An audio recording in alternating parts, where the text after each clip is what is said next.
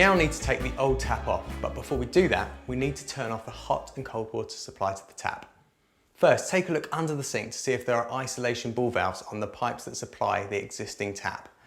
If there are, turn each valve off by turning the screw head or handle on the valve so it's at a right angle to the flow of the pipe.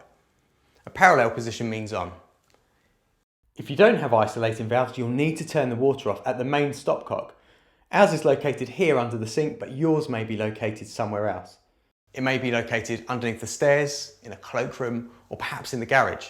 In older properties with timber floors, it may even be located under the floorboards. Turn the stopcock off fully by turning the handle clockwise. A stopcock can sometimes be stiff to operate because it's not used on a daily basis. If your stopcock is difficult to move, don't use excessive force on the handle because you could shear the handle or the valve spindle. Ask a B&Q in-store advisor or a plumber for further advice. Once the stopcock is off, check the tap is isolated by turning on the kitchen tap. A small amount of water should drain out for up to a minute, but not much longer than this. If there is still flow, then either you haven't found the correct stopcock or the stopcock is faulty. In some houses, like this one, the hot water is also isolated when the main stopcock is off. This applies where a combination boiler, instantaneous water heater, or unvented hot water storage cylinder is fitted. If you have a hot water storage cylinder in an airing cupboard and a cold water storage tank in your loft, you will need to turn off the hot water supply to the hot water cylinder.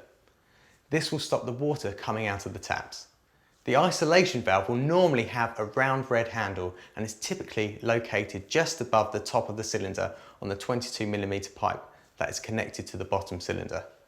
Once you have turned off the hot and cold supplies as necessary, go back to the tap and check that no water is coming out.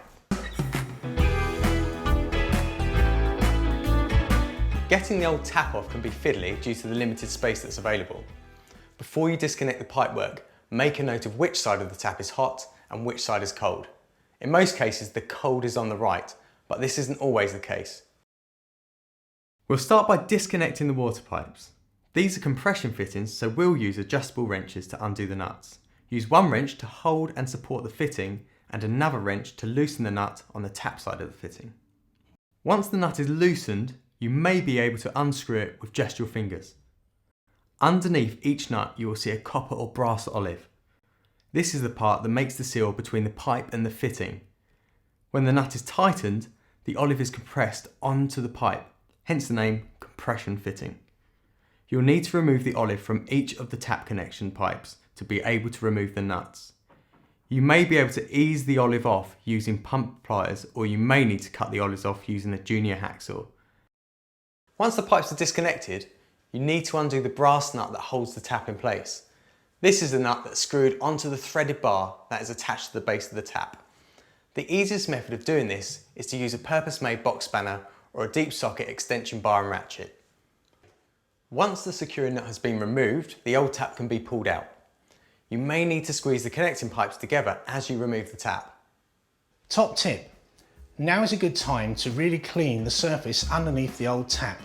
Get rid of any unsightly stains and dirt using a sink cleaner. Follow the instructions.